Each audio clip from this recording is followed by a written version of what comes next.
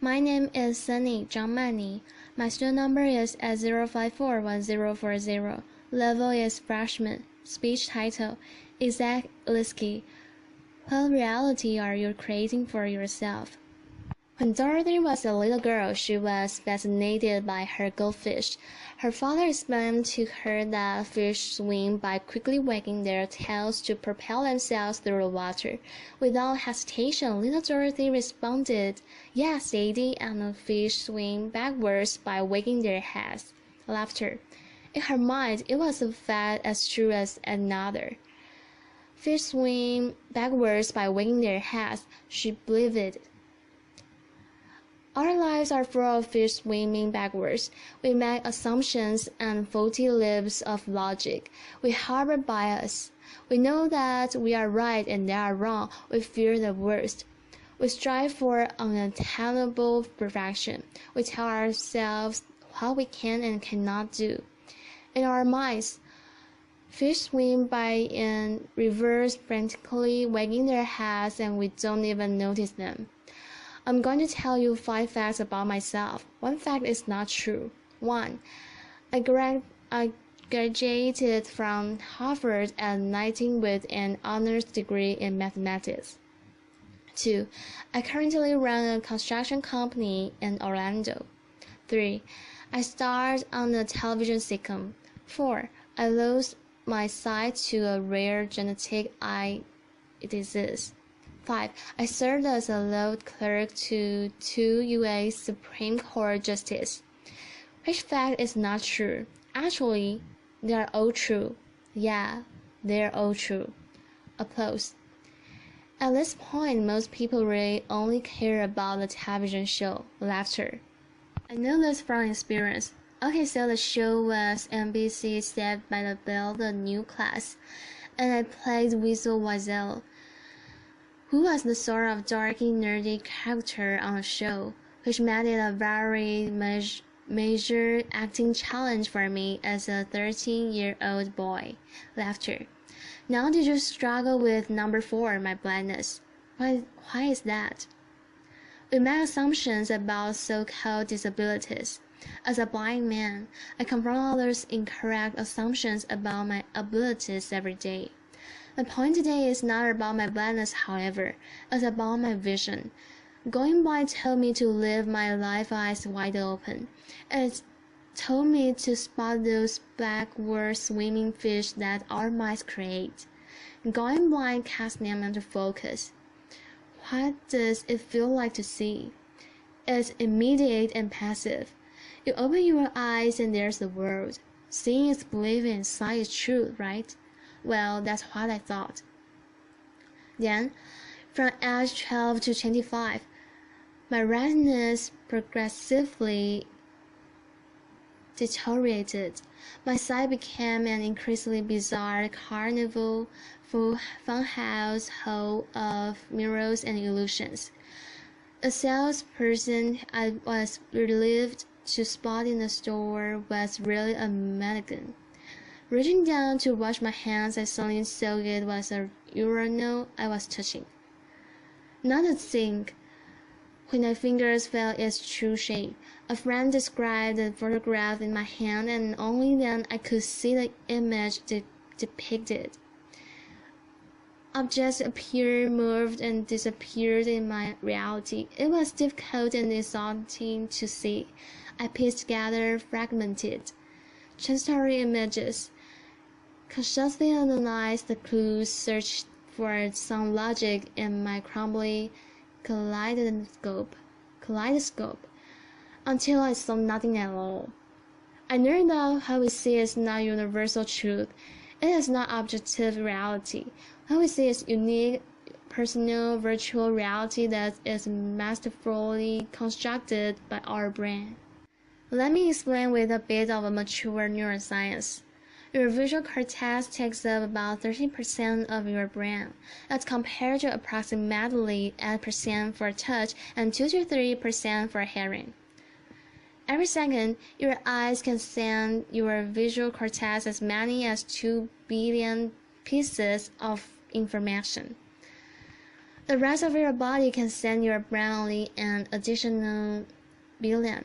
So science is 1/3 of your brain by volume and can claim about 2/3 of your brain's processing resources. It's no surprise then that the illusion of sight is so compelling.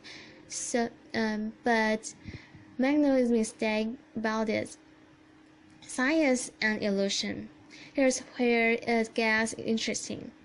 To create the experience of sight, your brain references your conceptual understanding of the world, other knowledge, your memories,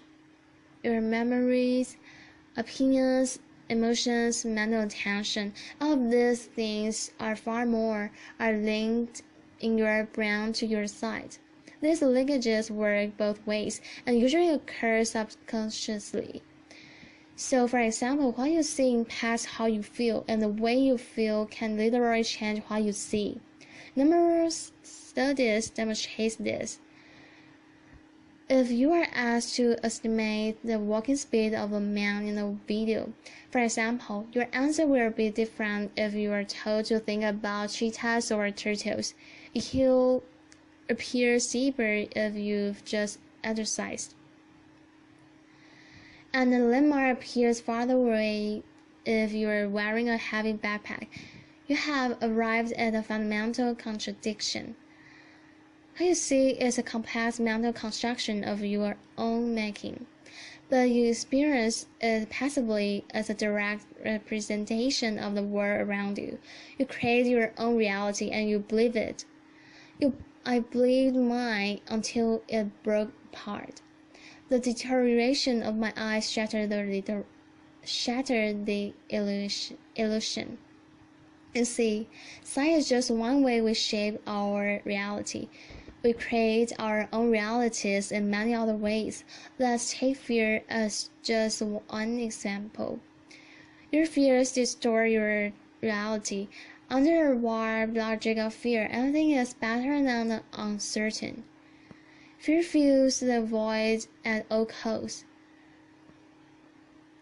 passing up what you dread for what you know, offering up the worst in place of the ambiguous, substituting assumption for reason.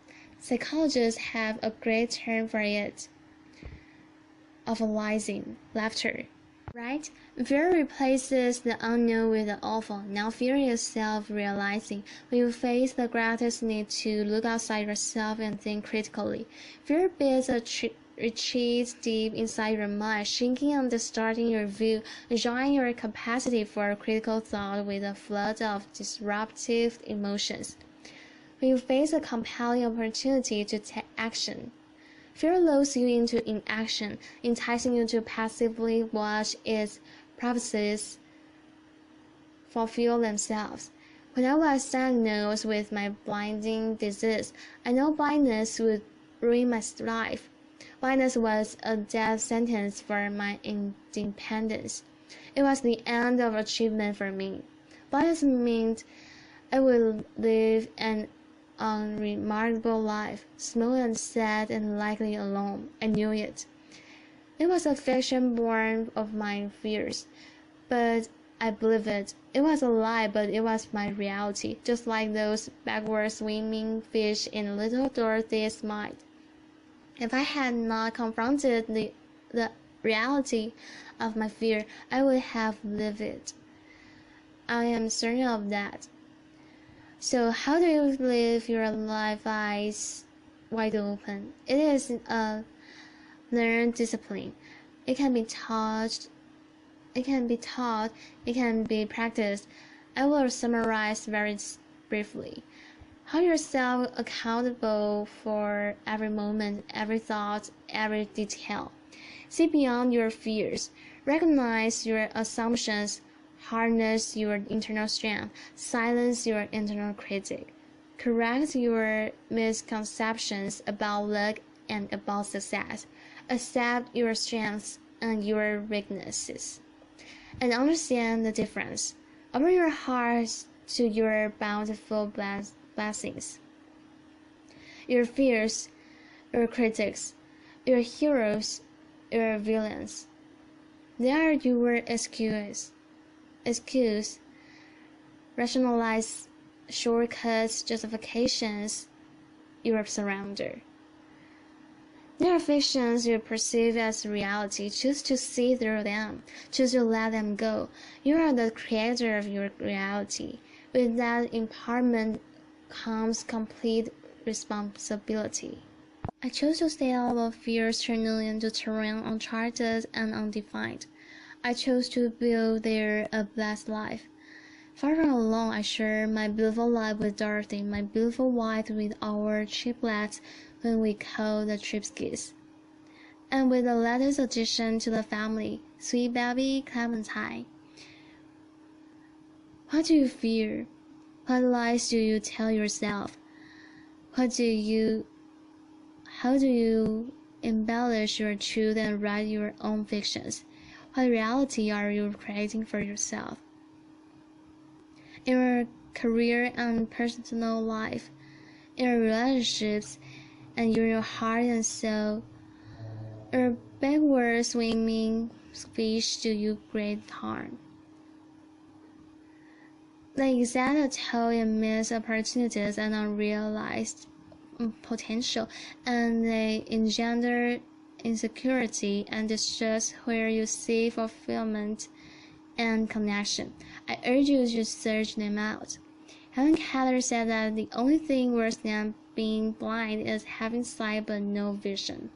For me, going blind was a profound blessing because blindness gave me vision. I hope you can see what I see. Thank you. Applause.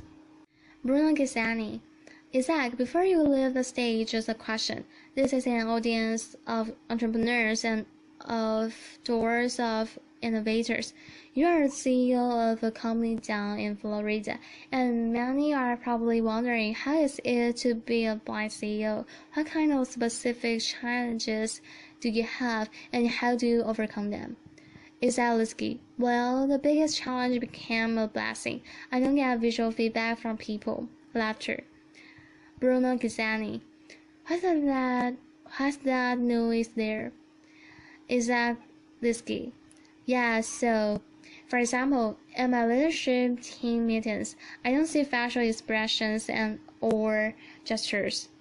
I've learned to solicit a lot more verbal feedback. I basically force people to tell me what they think, and in this respect, it's become, like I say, a real blessing for me personally and for my company, because we communicate at a far deeper level.